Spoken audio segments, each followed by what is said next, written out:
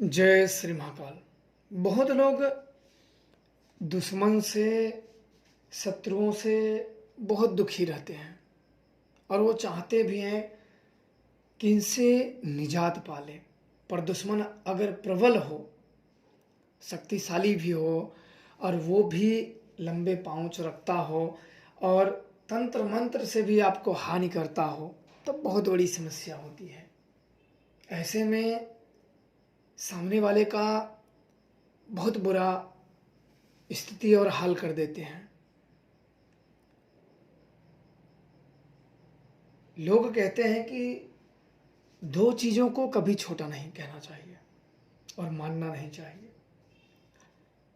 एक आग, शुरू में वो दिखती छोटी सी चिंगारी जैसी है, पर तुरंत ही विकराल रूप धारण कर लेती है और फिर तब उसके ऊपर काबू पाना बहुत मुश्किल हो जाता है। आग पे जितना जल्दी काबू पाना हो उतना जल्दी पा लें तो ठीक है, अन्यथा विकराल हो जाएगी तो वो काबू से बाहर आ जाएगी। जो जो उसके लपेटे में आएगा उसको राख करती जाएगी। उसी प्रकार शत्रु होते हैं।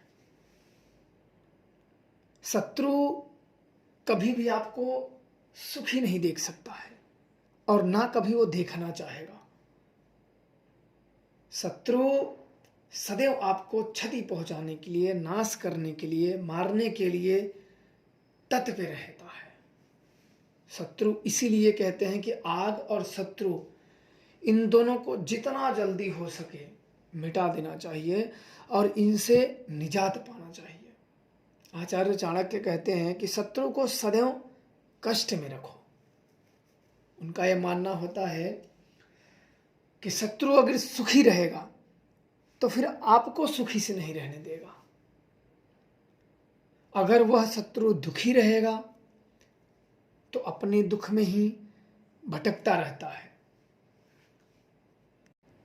और कई लोग जब शत्रु बाधा से बहुत दुखी हो जाते हैं तब वो तंत्र मंत्र का सहारा लेते हैं उनसे बचने के लिए, क्योंकि वह भी जब शत्रु आपको कई तरीके से हावी हो जाता है तो जो व्यक्ति नीचे पड़ा है वो तो मुसीबत में चिल्लाएगा ही कि हमें बचाओ, हमें बचाओ।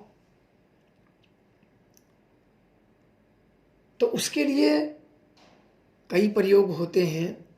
कोई योग्य जानकार को जरूर पकड़ना चाहिए। खुद से करने जाओ तो ज़्यादा काम नहीं करेंगे। इसलिए नहीं करेंगे कि आपका मन भटक चुका है, शत्रु ने आपका मन को भटका दिया है।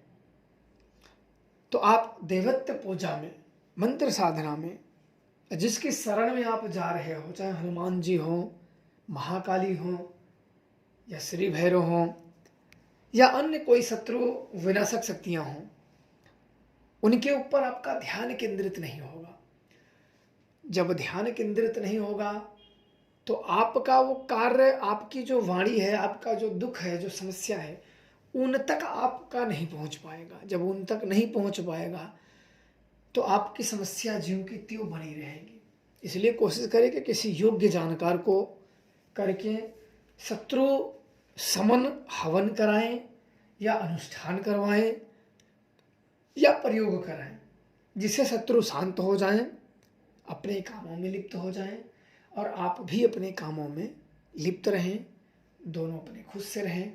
अन्यथा शत्रु में जब टकराव होता है तब यह सोचते हैं कि सामने वाला मर जाए तो ठीक है,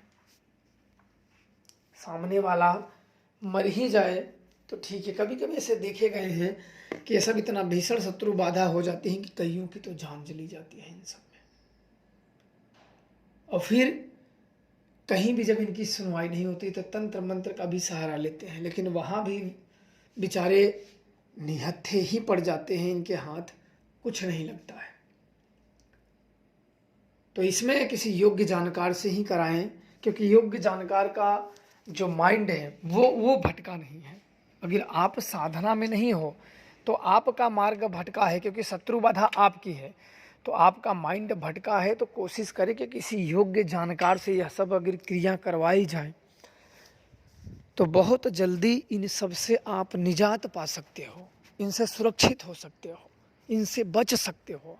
अन्यथा अगर सामने वाला भी तंत्र मंत्र के माध्यम से हो गया तो इसमें ज़्यादातर जो शक्तियाँ चलती हैं वो क्षति पहुँचाने के उद्देश्य से चलती हैं।